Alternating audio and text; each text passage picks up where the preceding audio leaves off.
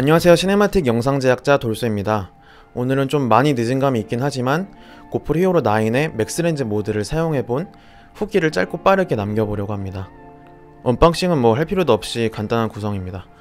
렌즈 커버와 본체 끝, 이렇게 간단하게 되어 있고요. 많은 분들이 맥스렌즈를 마운트할 때 애를 조금 많이 먹는다고 하셨는데요, 이것도 몇 번 해보니까 힘 조금만 주면 익숙해지더라고요. 일반 렌즈를 뺄 때는 힘을 준 상태에서 미는 느낌으로 반시계 방향으로 돌리고요, 맥스렌즈도 똑같이 힘 준 상태에서 시계 방향으로 돌리니까 좀 뻑뻑하긴 해도 잘 마운트가 되었습니다. 이렇게 위에 메뉴를 열어서 맥스렌즈 모드로 바꿔주면 이제 맥스렌즈를 사용하실 준비가 되셨고요. 참고로 맥스렌즈 모드는 최대 해상도가 2.7K의 60프레임/세컨드를 지원을 하고 있고요. 제가 많은 분들이 궁금해 하실 거라고 생각한 게 노멀렌즈 슈퍼뷰와 광각, 그리고 맥스렌즈 모드의 화각 차이를 궁금해 하실 것 같았어요.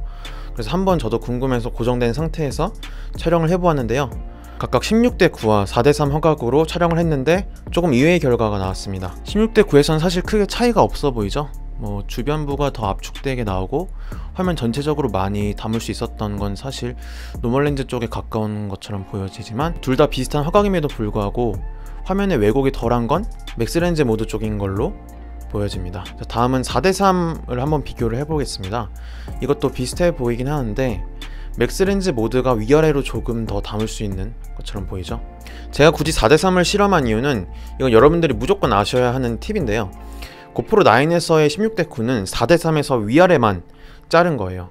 보통 우리가 보는 영상의 해상도가 16:9라서 그렇게 많이 설정을 하셨고, 저도 예전에 튜토리얼을 진행할 때 16:9로 설정을 해야 한다고 설명을 드렸는데, 실제 해상도의 차이도 3840 곱하기 2160 픽셀, 16:9고, 이제 4:3은 4000 픽셀 곱하기 3000 픽셀의 차이이기 때문에 같은 4K라도 사실 활용도 측면에서는 위아래를 더 많이 담을 수 있는 4K의 4:3 비율이 해상도 측면에서도 이득이라고 할 수 있습니다. 저도 사용을 하면서 새롭게 알게 된 사실이라 공유를 해드렸고요. 지금은 2.7K 슈퍼뷰 13mm로 촬영을 하고 있습니다.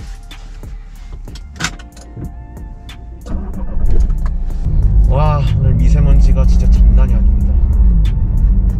제가 차 안에서도 마스크를 쓰고 있는 이유가 있습니다.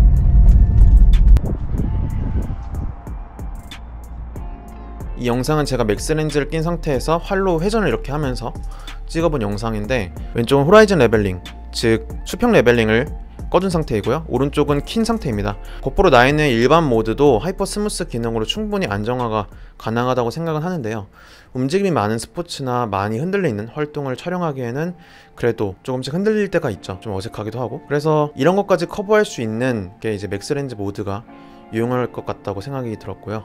화질은 2.7K에 60프레임까지 지원을 해서 40% 슬로우 모션을 적용시키기에 좋고요.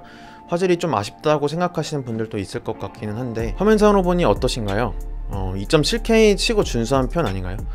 2.7K이긴 하지만 못 사용할 정도로 화질이 나쁘지도 않고 적당히 준수한 것 같아요. 솔직히 제 입장에서는 고프로인데 4K나 2.7K나 그렇게 큰 차이는 안 보이는 것 같아서 이 부분은 문제 없을 것 같습니다.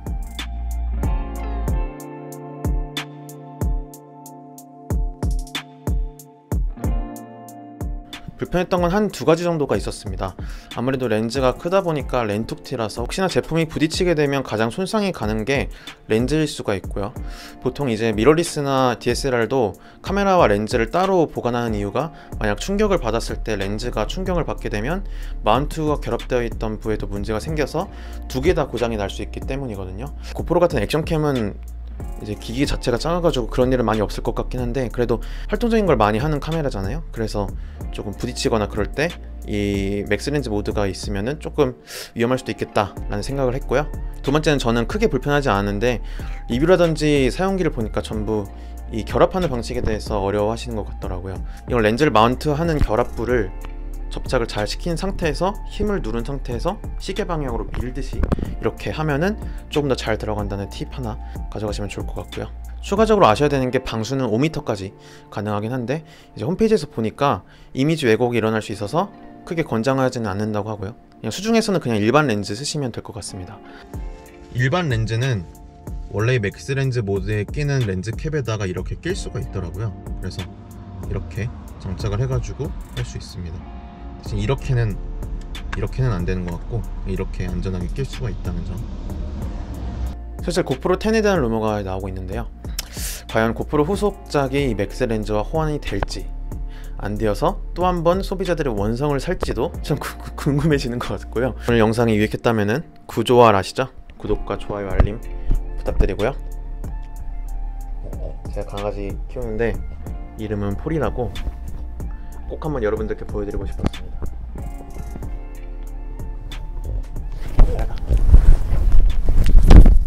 저는 다음 영상에서 뵙도록 하겠습니다. 감사합니다.